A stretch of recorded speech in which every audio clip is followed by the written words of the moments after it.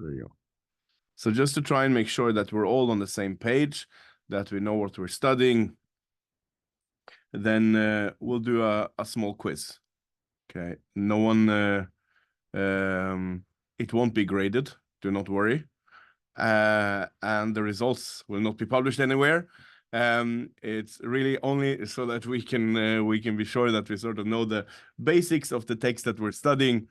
And so if you would like, it would be nice to see people's answers in the chat. And we can start with question 1. Should come up on your screen, and we have 30 seconds here. And the first question is, what came first? Was it the Mishnah? And you can write A, B, or C, or Mishnah. So what came first, the Mishnah, A, Gemara, B, or the Talmud, C?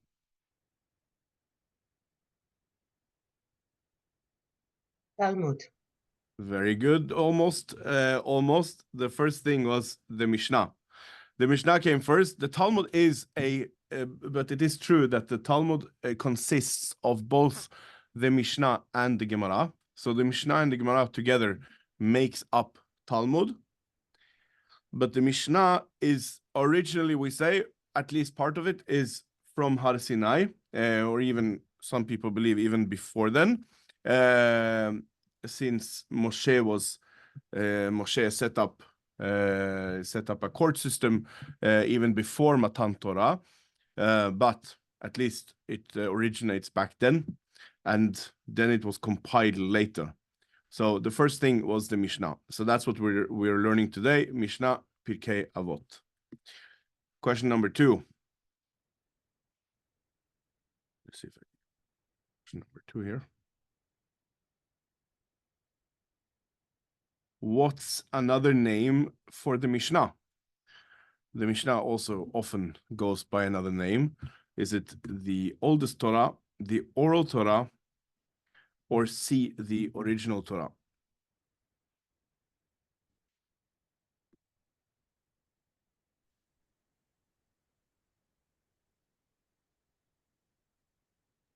And the Ora. Very good. The answer is B, The Ora. the oral Torah. Ora. Perfect. So the oral Torah, the idea was that this was going to be transferred from generation to generation, go from generation to generation, and orally, unlike the Chumash, the written Torah. Question number 3, when was the Mishnah compiled? So we just said that the oral Torah was supposed to go from generation to generation, but we now have it written down. So when was it compiled?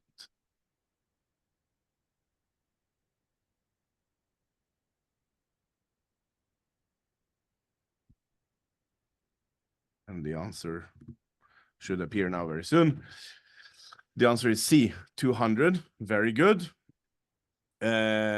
So excellent. So at this point in time, we're talking 200 after year 0. The second temple, second Beit HaMikdash was destroyed year 70 by the Romans, and we're now 130 years after the destruction of the second temple. We're only 65 years after one of the most horrific slaughters of our people in year 135 after year 0. So 135 CE, the Romans struck down on a rebellion against them from the Jews, and that's exactly the period that we're going to be learning about today, from one of the students of the great Rabbi Akiva. And with that comes the last question. Last question is, when was Rabbi Akiva murdered? Rabbi Akiva was killed by the Romans. Jerusalem time? In what? Early Jerusalem time. I don't know. I Yeah, think it was early. early. Yeah, Well, early of the Jerusalem time. okay. So the answer is A, 135 CE. So this is Rabbi Akiva was maybe the absolute greatest of the sages, and appears frequently in the oral Torah. And Rabbi Akiva was one of the supporters of the rebellion against the Romans, and he had a whole bunch of students, and we're now in the period of Sfirat HaOmer, where we tell the story of Rabbi Akiva's students, 24,000 of them that were killed, and Rabbi Akiva then managed to find not as many, but new students, and we will start with Mishnah Yud Perik Daled, which talks about Rabbi Meir, and let's see if I can find. That's for us. So we start by reading Rabbi Meir Omer, Heve mema'et be'esek va'asok ba'torah. Rabbi Meir said, engage but little in business and busy yourself with the Torah. So Rabbi Meir was one of Rabbi Akiva's students, maybe the greatest one, and say maybe the greatest one because we have a tradition that whenever the Mishnah does not specify who the opinion is by, who says what. So if there's an anonymous opinion in the Mishnah, then our tradition is that was the opinion of Rabbi Meir. And so that was his status. So Rabbi Meir says, engage but little in business and busy yourself with the Torah. Be of humble spirit before all men. והווה שפל רוח בפני כל אדם, ואם בטלת מן התורה, יש לך ותלים הרבה כנגדך. If you have neglected the Torah, you shall have many who bring you to neglect it. But if you have labored at the study of Torah, ואם עמלת בתורה, יש לו שכר הרבה ליתן לך. If you have labored at the study of Torah, there is much reward to give unto you. I'll give you a second. I'll give you more. I'll give you 10 seconds and you can have a look and read the Mishnah for yourself.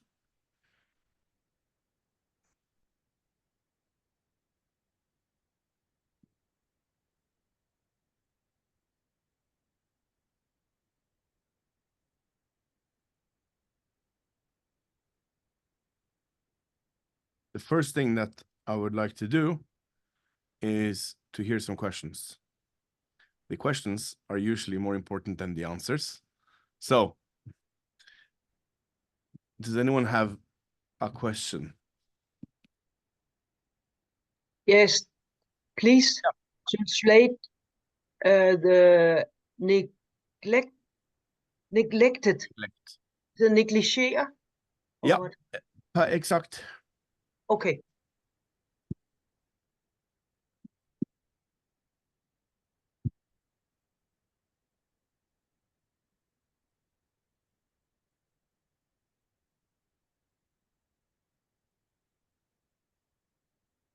Okay, there's no more time left. We need a question here.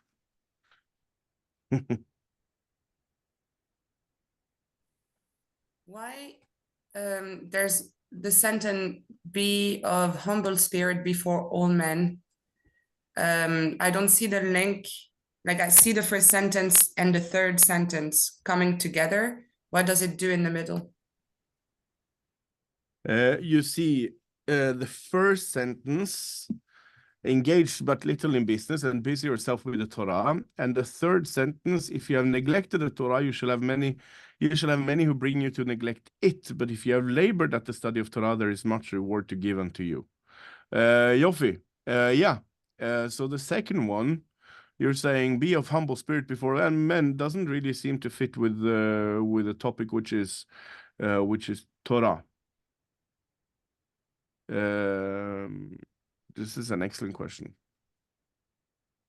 Good. So now we have two questions. First, the word neglected, and now the question of does the second pasuk fit with the whole topic of the Mishnah? Can we have a third question? Luis or Louisa? Oh, me. Yeah. Yeah. No, I'm just trying to, honestly, I'm just going to say, honestly, I'm trying to read the Hebrew and translating which word means what. That's what Okay. so I was, so I'm actually wondering about the last word, the, like, negedach, maybe ke or che, the last one before the dot there, on the second last row. Yeah. יש לך ותלים הרבה כנגדך. Yeah, kenegdach. Yeah. You shall have many who bring you to neglect it. So is that neglect? Does that mean neglect? No, that would be ותלים. Okay. הרבה כנגדך. That would be, yeah, to, how did they translate it here? Shall have many who bring you to neglect it. Neged means against, right? Yeah. But is it related to that word or not? No, but it would be as in opposition to you.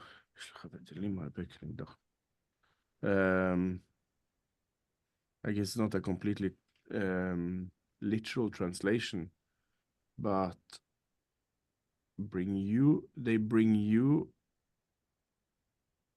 in front of you or against you.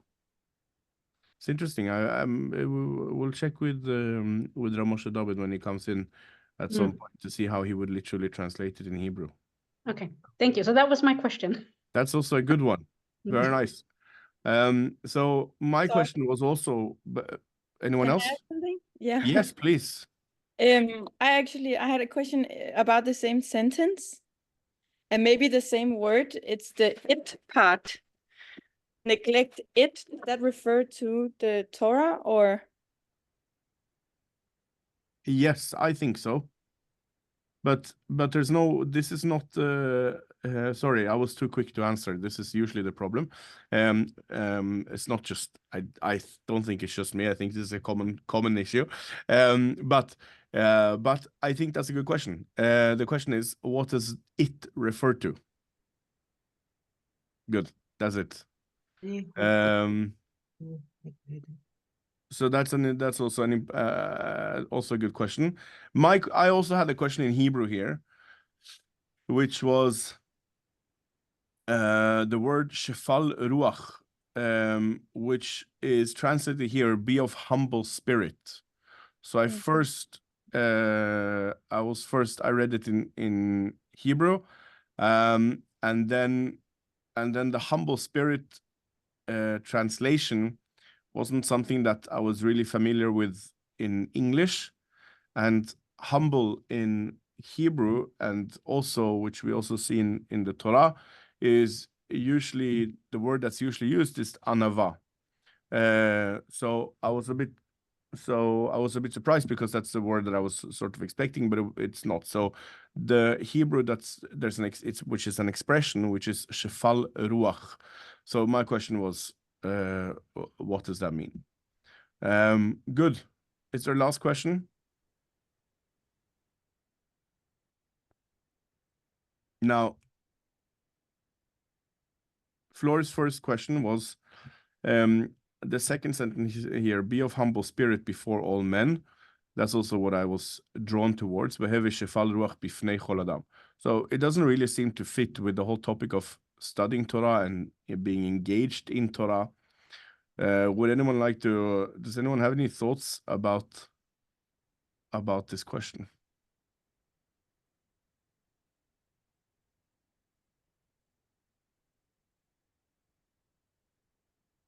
Have you come to an answer yourself, Flor?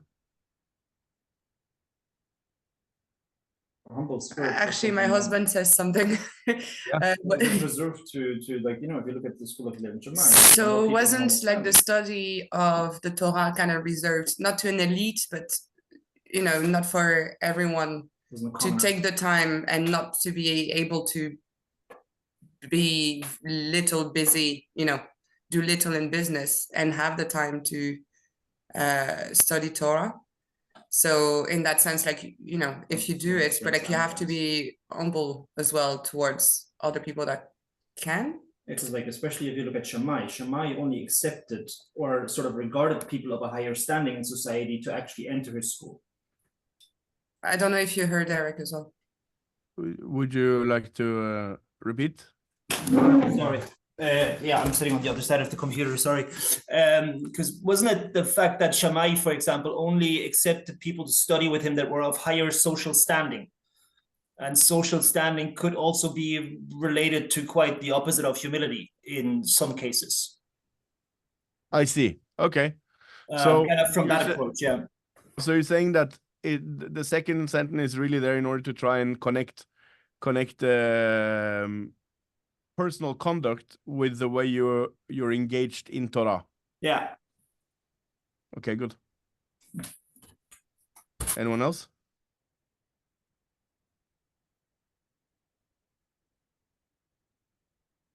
Okay, so I was wondering about Shefal Ruach. What is this expression? And let's see if you see my screen. Yes. Now, so this reminded me of what we read about Moshe in Bamidbar 12, where we read, Ve'aish Moshe anav me'od mikol ha'adam asher al pnei adama. Now, Moshe was a very humble man, more so than any other man on earth. So here we see again this word, humble. Now, in the Mishnah, the translation was humble spirit, and here it is humble. But the Torah uses the word anav me'od. He was very humble. And the expression we see in the Mishnah, we actually find in Sefer Yeshayahu, Kicho amar ram v'nisa shochen ad v'kadosh shemo, marom v'kadosh eshkon ve'etaka ushfal ruach. Shfal ruach le'achayot ruach shefalim. So, and the translation here is, for thus said he who high aloft forever dwells, whose name is holy. I dwell on high in holiness, yet with the contrite and lowly in spirit. So here we have a different translation of this expression, Shefal Ruach, lowly in spirit, reviving the spirits of the lowly, meaning it's lowly, meaning far down from low. So in some way it is, but yeah, so we could see, so I was still not really, it still didn't really help me figure out what this expression actually means. So I went one step further to our friend Rambam. Rambam was born in 1138, and Rambam uses this expression in Hilchot Deot, where he writes, She'ein derech hatova sheyeh adam anav bilvad. So he says it's not really good that someone is only humble. Ela sheyeh shefal ruach. So here we see that there's apparently a difference, because one shouldn't be only humble, he says Rambam. One should actually be shefal ruach. Now, so here there's clearly a difference. And he says, rather, one must hold himself lowly and his spirit very unassuming. And again, this word we see again is lowly. V'tiyeh rucho nemucha lim'od. Ulefichach ne'emar b'Moshe Rabbeinu in Sefer Bamidbar. So he says, therefore, we read about Moshe in Sefer Bamidbar, in the 4th book, anav me'od. Velo ne'emar anav bilvad. So Rambam actually learns from this pasuk right here, from this pasuk that we read that Moshe is very humble. So he says very humble doesn't mean very humble. Rambam says very humble actually means something different. Very humble means shefal ruach. it means that your spirit is lowly. And I'm not entirely sure what that what I would look like. So this was one of my questions to you was, what do you think, and what pictures do you have in your head when you hear the expression lowly spirit? What does that mean? And what does a person look like when he has a lowly spirit?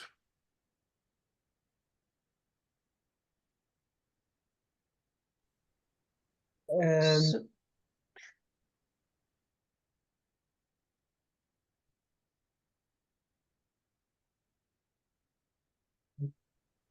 Okay, I will try. So Yeah. to me, well, I don't have an answer really, more than that. To me, it sounds kind of negative that you're lowly. I don't know. Humble sounds to me like a positive thing, but lowly Good. doesn't sound positive to me. That's Okay, my good. only reflection of it. Yeah. That's good.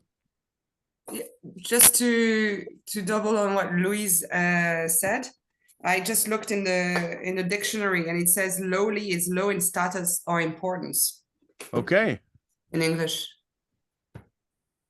very good. Low in status or importance. Yeah.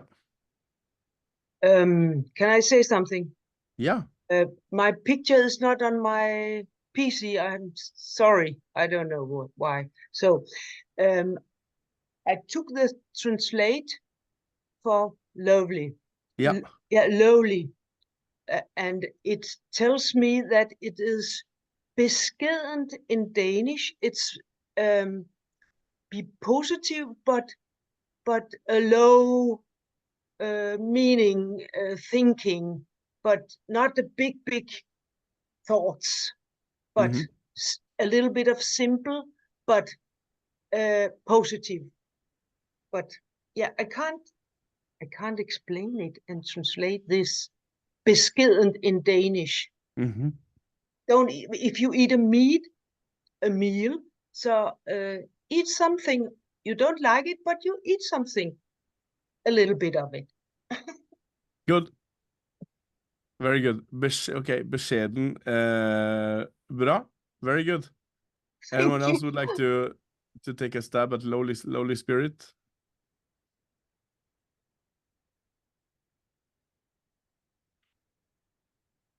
Okay, so I think the difference that I'm and really I'm not sure I have the answer, but I also got this impression that it was something something that seemed negative, but it's, and I don't know if it is or not, but I think one of the differences could be that someone who has a lowly spirit, I think I thought about in connection to what was mentioned about it being something that you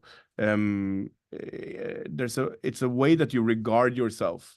And I think someone mentioned, the floor mentioned, I think status or esteem, so that having a lowly spirit is someone who sort of is able to, or someone who downgrades their importance, and someone who sees themselves as less important, or or having a lesser status than they maybe have.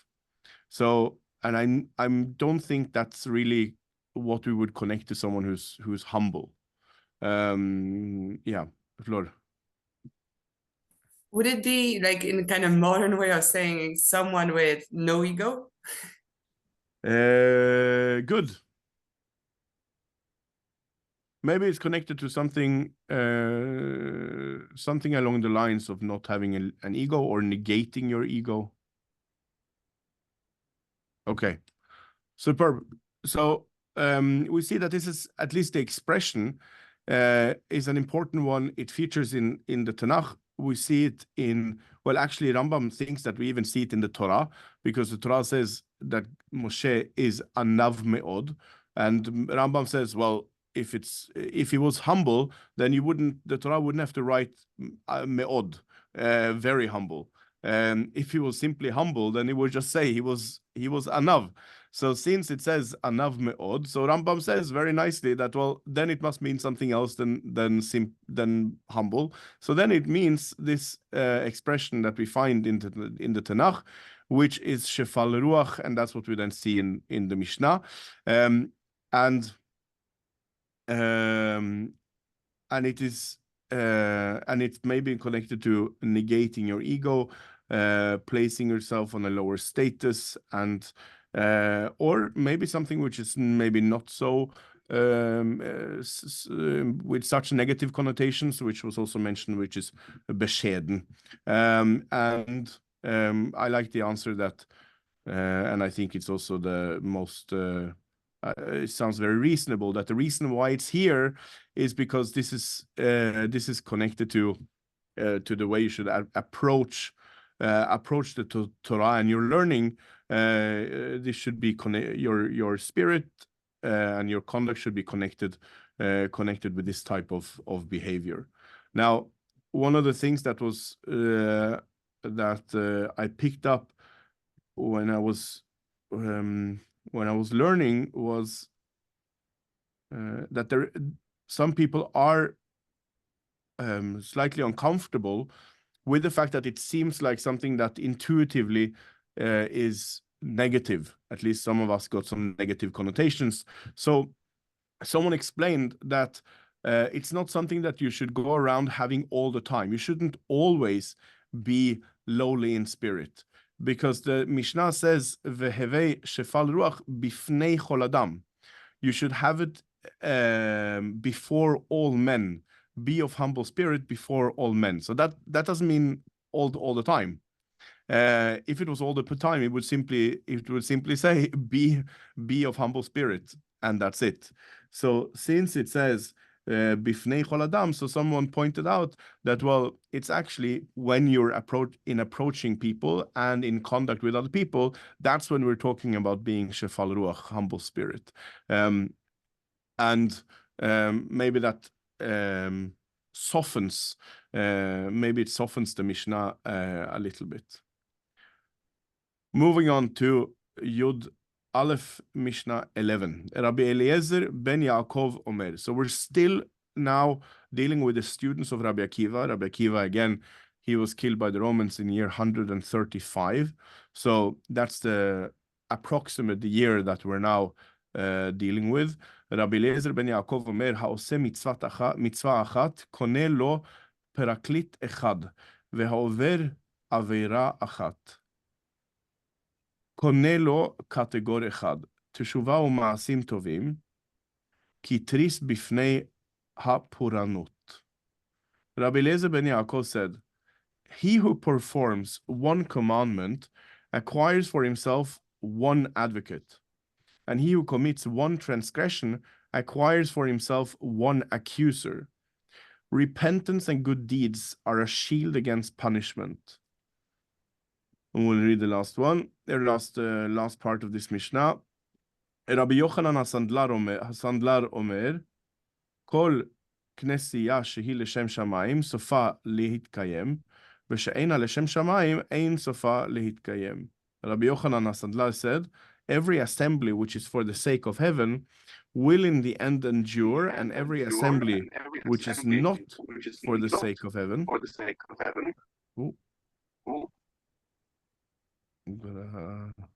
echo here, will in the end endure, and every assembly which is not for the sake of heaven will not endure in the end. So I'll leave this here on the screen, and you can take, you get 15 seconds. Take some time to read the Mishnah, and you'll get a bit more time so that you can also come up with a question.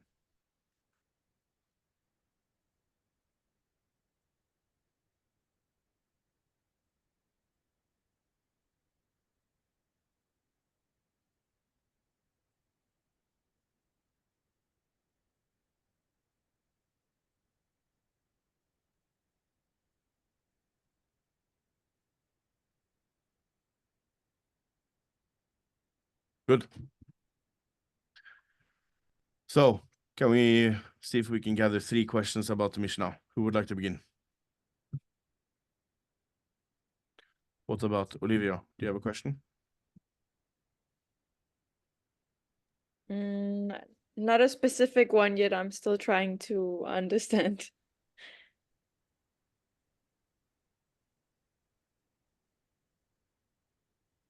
Hello, good evening, Erev Tov. Just Shalom joining you Rabbeinu. now. Shalom, shalom, Rav Michael. Good. Sorry for being late. We have a Yeah. question for you already, Moshe David.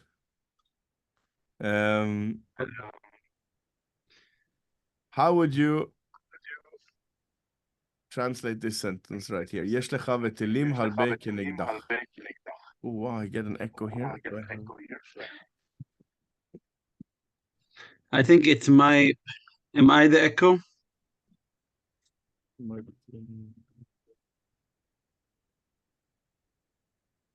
If it helps. Go ahead. Is everyone hearing an echo or just Rav Michael? No, now it's better. I think Thanks. something's with my camera, so I'm just gonna leave it off. I'm sorry. ואם בטלת מן התורה, יש לך ותלים הרבה כנגדך. So the English is, if you have neglected the Torah, you shall have many who bring you to neglect it.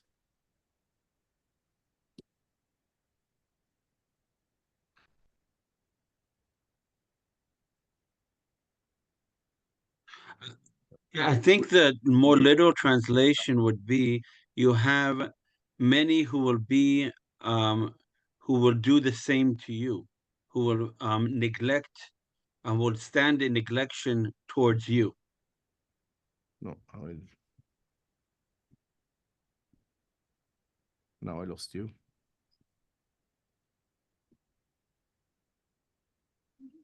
Do you hear me? Yes, I hear you now.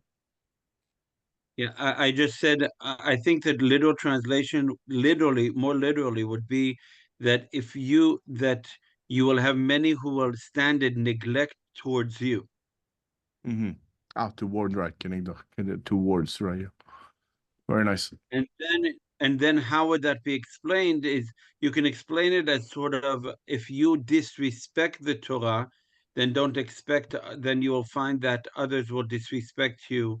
If you have disregard towards the Torah, then others will disregard you as well. And this goes back to I think what was discussed in previous Mishnayot, that the idea of kavod, of properly respecting and honoring both the Torah and others and teachers, etc., is that this is something of the divine. So if you push away that honor, or we saw it in previous Mishnah, take it into as a crown for yourself or other things like that, then you're losing the essence of what gives you your purpose. And others will, at the end of the day, you can say it's almost political in a sense. At the end of the day, every politician is basing himself on a specific agenda. But if that agenda is no longer of interest to the public, then that person is worthless. Whereas if you have someone who has something which is in essence that he's standing for, or morals or ethics, etc., then even if the agenda will change, he will continue to stand for them.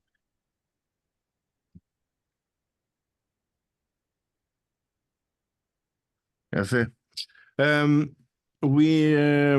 So what we're still looking for a couple of questions on this Mishnah.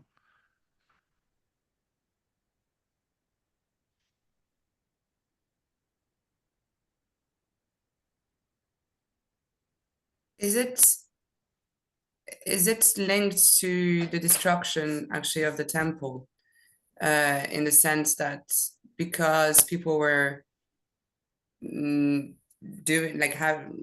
committing transgressions and were not really good to each other either, that it doesn't bring anything good, and that then the Jewish people was dispersed because the assembly was not for the sake of heaven.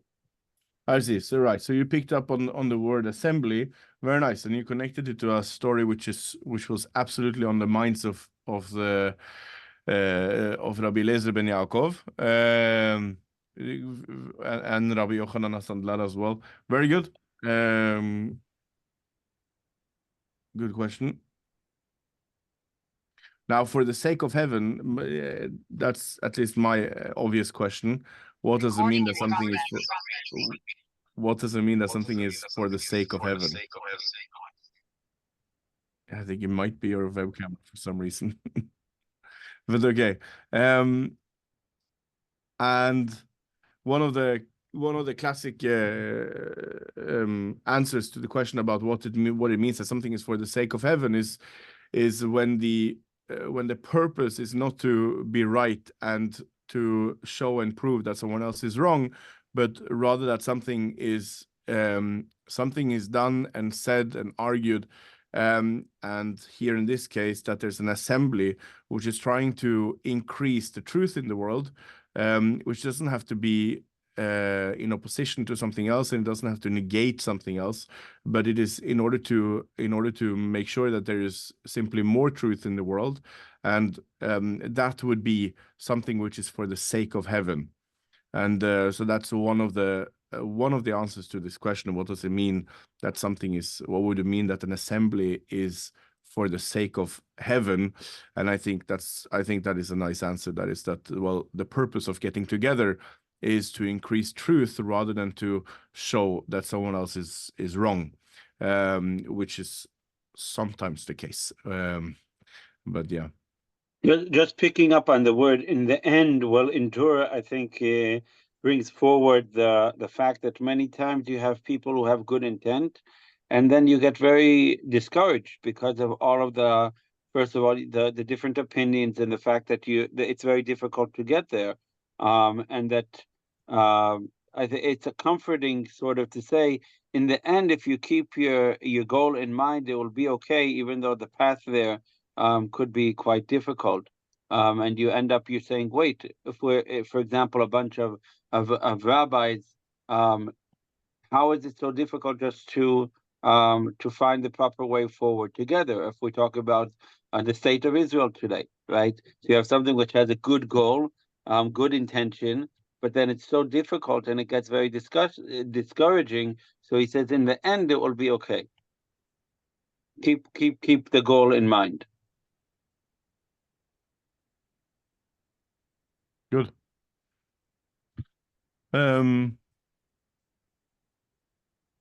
And last one is Right, but I'm surprised that Rav Michael, you skipped over something I'm quite surprised, which you've discussed before many times. The beginning of the Mishnah, what are we actually talking about here? Where is this idea of advocate, punishment, accuser? When we talked before about Olam Haba and the whole idea, it's quite vague, right? Where is this actually happening? Are we talking about someone in this world, in the coming world? How did you understand this part? Yeah, that's a very good question, which is why I tried to skip it without anyone noticing. I think, yeah, this is a very good question. Well, I think that the punishment we're talking about and whatever reward there might be, I think that's for both worlds, both this world and the next world. But I do tend to specify that I very much like Rambam's definition of reward and punishment, which one can find in Pirkei Avot in his introduction to the Mishnah, where he explains reward and punishment as, I think, something along the lines of what we would call result and consequences. When we talk about reward and punishment, at least some of the pictures that we might get are pictures of God looking down upon us and causing tornadoes and lightning and plagues. And I think I'm not a fan of this kind of understanding of reward and punishment. But I think that reward and punishment in the way we usually refer to it as consequences and results, I think is very much part of both this world and the next world. So that's how I read these, how I read the first part of the Mishnah. I think that it's a question, and it could actually be quite a big difference within the religious world today, or the spectrum of what we would call the Orthodox world. How do we relate to this question? And for some people growing up, I think they would take it much more literally than you are. Basically, there is a reward. I'm not saying you're wrong, right? But I'm saying it's interesting for me. In other words, when someone his life is fulfilled with following the Torah and mitzvot and fulfillment, etc., what is the end game, and what is leading you there? And for some people, it's more simpler and less philosophical than for others. In other words, we have reward, we have punishment. It's like very literal. At the end of the day, we're going to be, as the Mishnah says here, we're going to be paid for everything that we're going to do. And we know we have this idea of having, right? The Mishnah also says having a scale, right? Of good deeds, of bad deeds. And in that sense, those people will stand there Rosh Hashanah, Yom Kippur quite literally, and maybe even counting their mitzvot, right? How many do I have to pay out? I think a more, you're bringing like the Rambam, like Maimonides, in which we're talking about result, and then you have a third element which I connect to more, which is the spiritual aspect of not knowing. At the end of the day, we have like the Baal Shem Tov taught us, that at the end of the day, there's a spiritual fixing to be had in this world. And every action that we do in this world brings out something. Either we're fixing or we're destroying the world. We're bringing the oneness of Hashem into the world, and through our actions, and making the world more whole, or the opposite.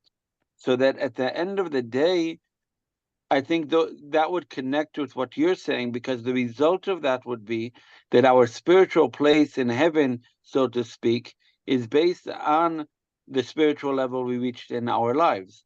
So in that sense, it is a result, but that it's not only the result of our actions themselves, but also that we can connect. And within the spiritual world, because it's connected to the infinite, therefore we can never know what the worth is of one mitzvah or one moment. And the fact that we can be missing the most important thing of our lives because we think we're doing something more important at that time. And there's many Hasidic stories that relate to this idea, that who knows that what you're doing right now is the right thing to do? Is your heart open enough to actually see what Hashem wants you to be doing in this moment? So in that sense, what we're creating here in the world is we're creating the world as a better place, and therefore the world to come is also my place there, is connected to where I have come spiritually in this. Does that make sense? Yeah. Yes, and it's absolutely. My understanding is certainly, I don't know if certainly, but as you said, many people would ascribe to a more literal understanding of reward and punishment. And when it comes to being rewarded for good deeds, I'm very weak for one of the interpretations of a Hasidic rabbi, Rav Israel Lifshitz, in the 1800s, who says that a proof that people are rewarded in the next world is Johann Gutenberg. Gutenberg invented the printing press in the late Middle Ages. So Rav Lifshitz says, well, we saw that Johann Gutenberg, he was not rewarded for his amazing deed and his amazing invention in this world, which means that he must be rewarded in the next world. So that was his proof that there is a reward in the next world, and that the next world is also open for non-Jews, because, well, he must have received his reward somewhere. Good. Very good. Yeah. So we have one more Mishnah for today.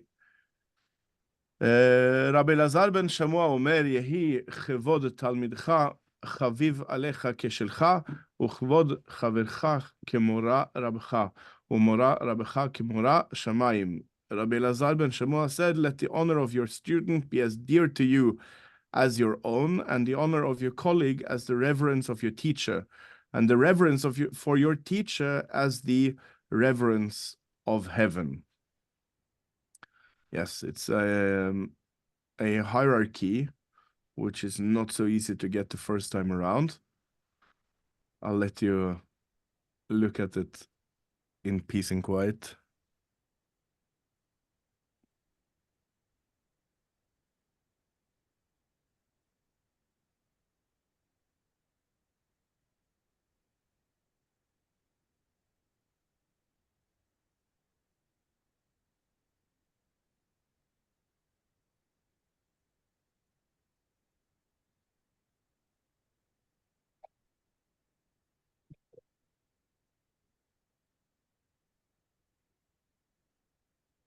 Does anyone have a question on this Mishnah?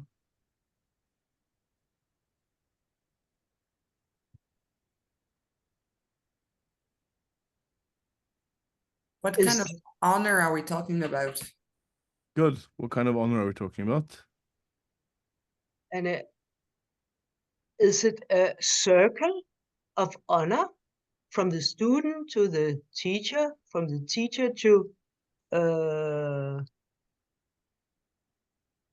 colleagues, and reverence? And it goes reverence to of heaven, like a circle? I don't know. Does it go back again? I mean, doesn't it stop with God? Let the honor of your student be as dear.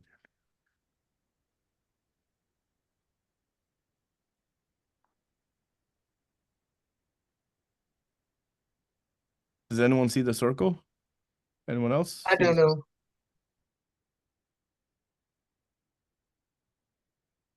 Who said they do? Okay. Moshe David, do you have a question on this Mishnah? It seems that there's something basic, which is the honor that one has for himself. Is that so? It's like a basic that is what this is all based on, right? That's like the base level. What does that actually mean in terms of if we're saying that we're looking to honor others as we honor ourselves? So I would say it's self-dignity, but what does that actually mean? What is so basic that every human being would have in terms of self-dignity, that is the basic of what we're being asked to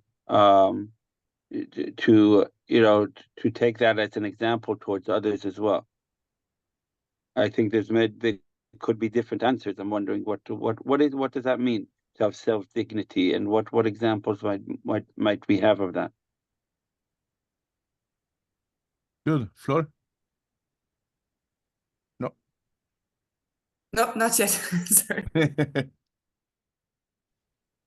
Okay. Luisa. Oh, me.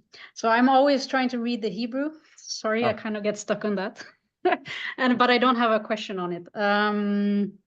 No, I'm just, and also I study math, so I'm like drawing a diagram in my head, of the Okay. honor here and pointing it, and I don't know. There's a lot of things going on up here, but there's no question coming out. I'm sorry. Okay, good. Good. So yeah, actually, but Yeah. it's just like I'm still stuck on the honor because it's not so I don't know if it's the translation, but it doesn't say the honor for your student, but it's the honor of your student.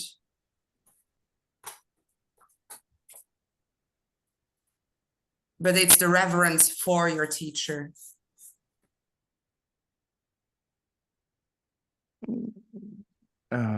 Honor of your student. It could be translation, but because Mhm. it's a bit honor of and honor for. No, I kind of agree with this, if I can jump in. Yeah. Because so when it's translated with a word of reverence, it's for something that's like a step above you, teacher or teacher until heaven. But honor is the honor of the student. Just like you said, it's the student's honor and your own honor. There's no step there. So yeah, is it No. the honor of the student towards you? There's no towards. I don't think so. I think it's just really the honor of the student should be as important to you as your own honor is to you. Yeah.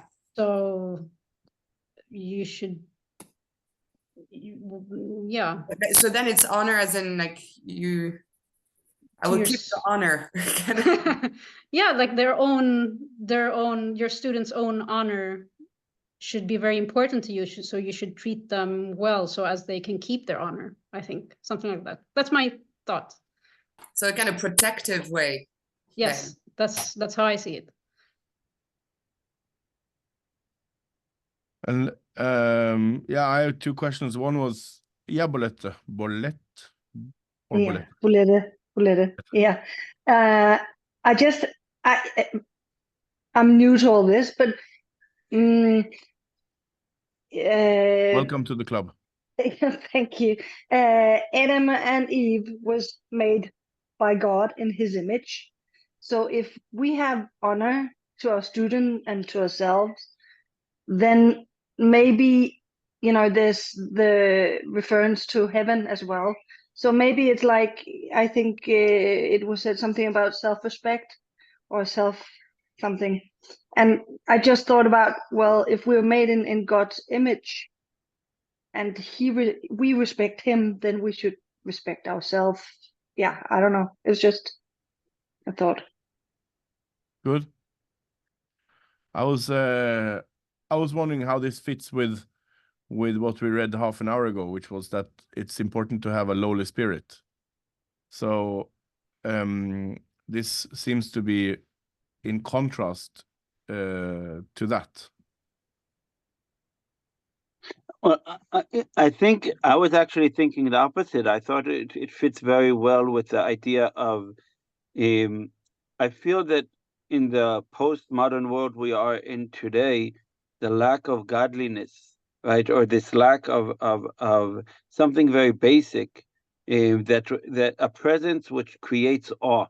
So in more primitive cultures, you'll have that, be it from the gods of the volcano or the gods of heaven. There's something there which creates a basic sense of awe and reverence in the existence, in your existence. And once you have that, it creates a basic humility or humbleness that one lives with, because relative to the gods around me, in the primitive cultures, or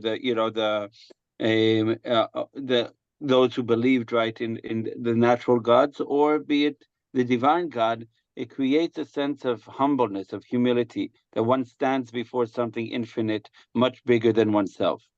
And that creates a sense of honor between, or something mutual between the people around us, because everything that, and therefore I think it all leads up to that in the end. Some of it is more natural, and some of it seems to me less natural, according to the Mishnah. It seems more naturally that the self-dignity is something that we have, that we should have, that keeps us human, or above. I was just reading two new articles that were found in the archives of Viktor Frankl that he wrote in 1946, and he talks much about this question of the following up on. This was a set that he gave in the university that was unknown, and that led up to his very famous book on these deep questions on mankind, of self-dignity, where can, basically after seeing the Nazi atrocities. So when you have this basic sense of self-dignity, which means that I stand for myself and above, and it can mean small actions that I do in order not to be animalistic.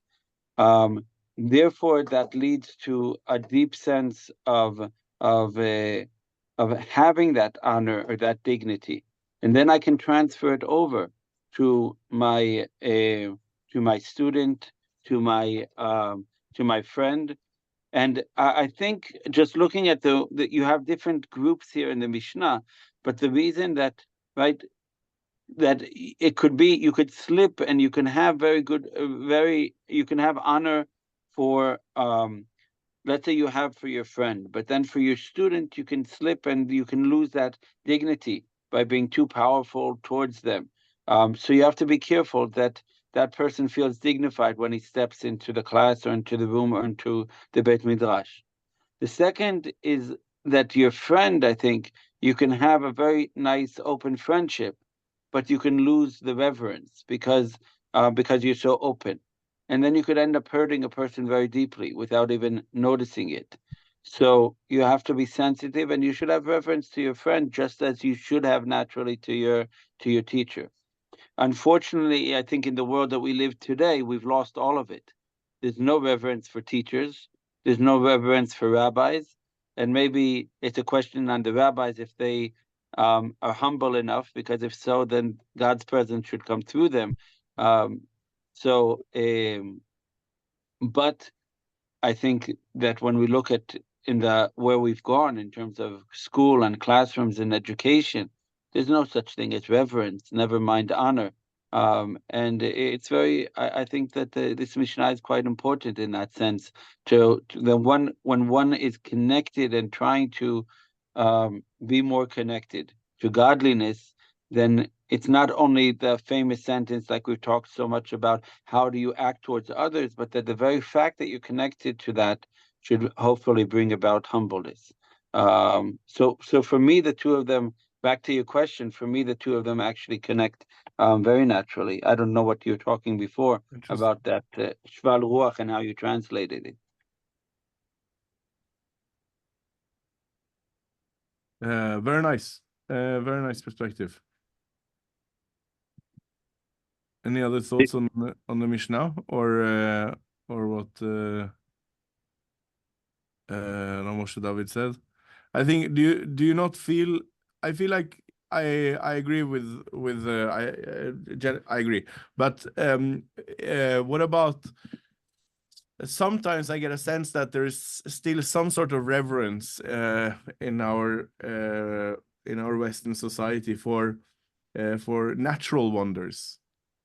That's sometimes like the lost, maybe, like so, and they even use a religious language, at least in English. Destruction of natural wonders we will call sacrilege. So there's even in the language a sense that there is something religious about what some people are doing to natural wonders. But yeah. Or very basically, when the natural reaction of saying, "Oh my God," right? Right. In that sense, and it goes back to the Rambam, to the beginning of Maimonides, when he says that if one wants to have true fear and reverence of God, it can come through the natural elements and going out to nature, right? The beginning of the Rambam there.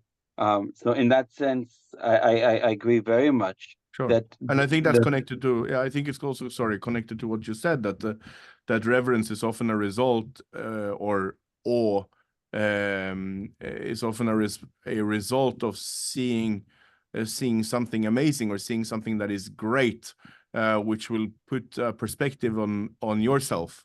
So it will sometimes enable you to see sort of how small you are and sometimes insignificant, which is the cause of this reverence or awe. And the fact that in the modern world, I think many times we keep ourselves away from that, from even right. We keep the urbanization of the world, and the fact that we're living means that we never have those moments. And if we do, it's quite protected. Right, even if we go to the safari in Africa, we're in a protected jeep. We're not opening ourselves to the awe of nature. I think, right, from what I've seen in the Nordic countries, it's actually quite beautiful and open and accessible to be able to reach those moments of just standing over the beautiful fjord, right? Or that you get that sense. And then I think very naturally, I agree with you fully, then you would have the reverence, the awe coming together. And then if you say, okay, can I take from that towards my own relationships, towards myself, towards my friends, towards and if I'm lacking it, then I should have a connection to some sort of reverence in order to bring that back, and to bring back the humility in order to have the proper respect for each other. Very nice. Maybe it's now a fitting time to tell a famous story of Rav Samson Raphael Hirsch, who was a rabbi in Frankfurt, and he once told his community that, you know, during the summer I'm going to be 2 weeks off. I'm going on a holiday. For 2 weeks. And the community said, "What? You're going on a holiday? What do you mean? You have to be here. You have to take care of us. You have to take care of the community. You can't go on a holiday." So Rav Hirsch said, "You know what? I have to take 2 weeks off, because at some point I'm going to meet HaKadosh Baruch Hu. I'm going to meet God, and God is going to ask me, no, what do you think of what I made? What do you think of my creation? And no, so what am I going to tell him? So I have to take 2 weeks off just to be able to say to God, you know, you did a good job. It was very, very nicely done." So that's why I had to take 2 weeks of vacation once. I thought the ending was going to be different. I didn't know. I thought you were going to say, instead of, if I'm talking about him so often, I have to meet him sometime. Very good. Thank you all very much. Pleasure learning with you. Thank you. Thank you. Thank And you sorry very for, much. Yeah, thank Thank you you so very much much. for a nice word. Very good. Yeah. thank you. Take care, Laila Tov everyone. to everyone. You. Laila Tov. Tov. Bye. Yeah, Laila too.